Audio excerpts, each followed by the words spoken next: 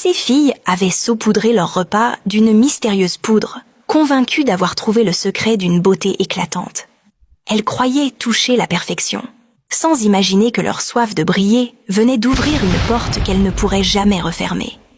Le vent soufflait doucement ce soir-là sur la petite ville portuaire de Lufaro, un endroit où les bateaux fatigués accostaient chaque soir, chargés de poissons et d'histoires oubliées. Au fond d'une ruelle sablonneuse, éclairée par la lumière vacillante d'un vieux lampadaire, 3 jeunes femmes riaient aux éclats, comme si le monde leur appartenait. Elles s'appelaient Tarela, Imad et Somi. 3 prénoms qui, dans les rues de Lufaro, allaient toujours ensemble. Tarela, la plus audacieuse, avait une façon de marcher qui disait « Je sais ce que je vaux ». Elle rêvait d'une vie pleine de luxe, de tenues éclatantes et de regards admiratifs. Imad, plus réservée, suivait souvent les idées de ses amis sans trop discuter. Elle avait ce regard doux, un peu naïf, qui croyait toujours au miracle. Somi, elle, était l'ombre calme du trio, prudente, observatrice, mais prête à suivre ses amis n'importe où. Elles avaient grandi ensemble dans ce quartier où tout le monde se connaissait. Leur amitié s'était tissée au fil des années, comme un fil solide qu'aucune dispute n'avait pu casser. Elles partageaient tout, leurs vêtements, leurs repas, leurs secrets les plus intimes, et surtout, leurs rêves de grandeur.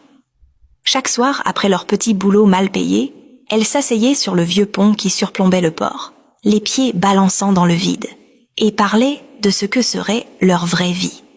Une vie où elles n'auraient plus à mendier des faveurs, à compter des pièces pour s'acheter du pain, ou à sourire pour cacher la fatigue. Un jour, je porterai des robes qu'on voit seulement dans les magazines, et les gens s'arrêteront juste pour me regarder, disait souvent Tarela en levant les yeux vers les étoiles.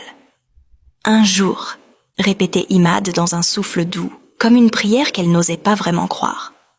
Un jour, oui, mais il faudra se battre, ajoutait Somi, la voix ferme. Elles avaient dû faire une promesse silencieuse.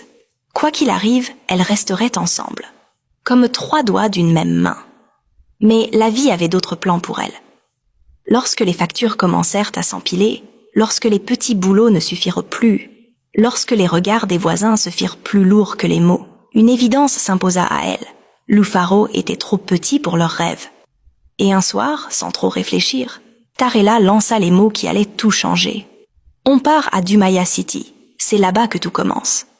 Le silence qui suivit fut lourd et vibrant, et dans ce silence, quelque chose s'alluma en elle. Une étincelle, ou peut-être une braise qui allait bientôt tout brûler. Somi regarda le port une dernière fois.